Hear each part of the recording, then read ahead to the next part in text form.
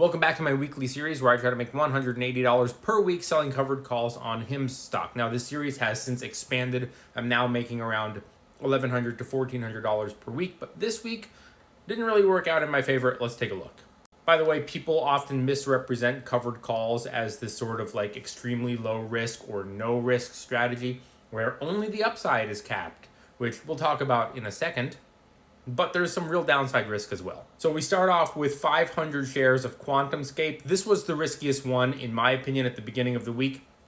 I think I even mentioned it at the beginning of the video, saying that I'm going relatively small on this one, even though the premium was around 8%. I was only putting in what I was comfortable risking, which was $5,700. I kept $466. That's mine to keep. Downside is that the stock today closed at $8.26. So I'm sitting on a pretty big loss. Now, earlier on in the week as the stock was dropping, I had options, right? I could have bought back the option at a loss, sold the stock at a loss, and moved on. But, for me, I said, well, I'm just going to ride this out, see what happens.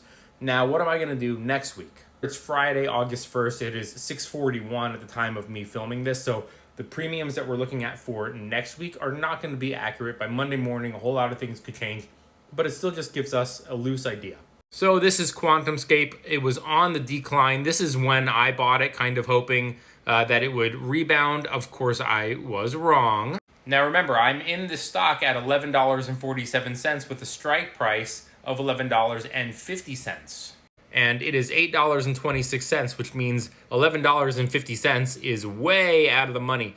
Look at these premiums. Nothing. They don't even exist. We'll wait and see what happens. Maybe on Tuesday or Wednesday, as the stock hopefully starts to climb back up, the premiums will be a little bit higher, and I can take advantage of that. Or, worst case scenario, I cut it, take a pretty big loss. Enphase was another loser, so I'm stuck with QuantumScape.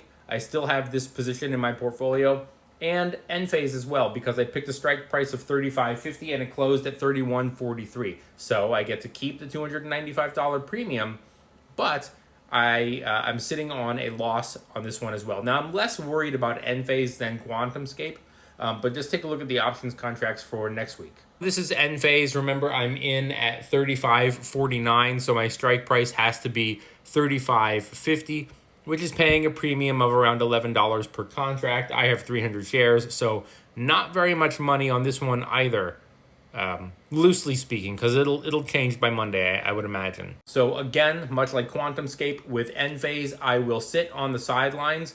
This is about $15,000 now that is out of commission for me while I either decide to cut losses or wait for these stocks to come back up.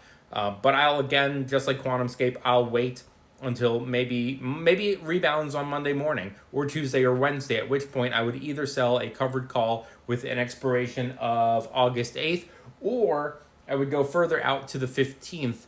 The only reason I don't want to do that is I don't want to tie up my money in these contracts with a 2-week long expiration, but that might be an option, or it comes back up, in which case I would try to get out and I would pick the August 8th expiration for that one as well. Finally, we've got HIMS. Now, this is where this whole series began. Can I make $180 a week? And you can see that I did with this one. However, with HIMS, it closed at $62.55. Now, I had this position of 200, but I also had this position in HIMS that I had purchased the previous week. So I'm going to be getting back $11,500 and $5,400, almost $5,500 from the two positions on HIMS. When we talk about the risks of this strategy, people often always say, well, the biggest risk is that the upside is capped. I disagree. Obviously, with QuantumScape and Enphase, you're seeing that you can get into something, make some money on a premium, but then get wiped out if the stock drops. But let's really quickly talk about upside being capped. The way this works is I buy HIMS at $57.55. I sell a covered call contract with a strike of $58. This means no matter what the stock is over $58, I'm obligated to sell at $58. Sometimes the risk is that the stock runs.